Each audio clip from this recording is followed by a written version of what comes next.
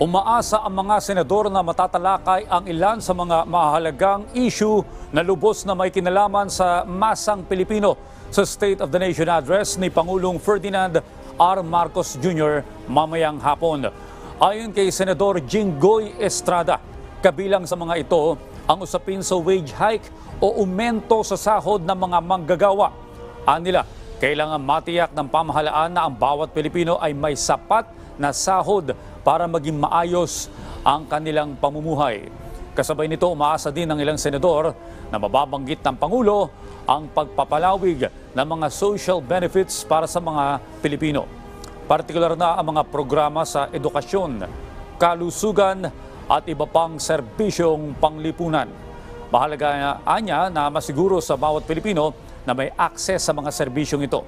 Samantala, inaasahan rin na mababanggit ng Pangulo ang pagpapaigting ng pamahalaan ng mga hakbang para ipagtanggol ang ating soberanya at karapatan sa ating mga teritoryo, lalo na sa usapin ng West Philippine Sea.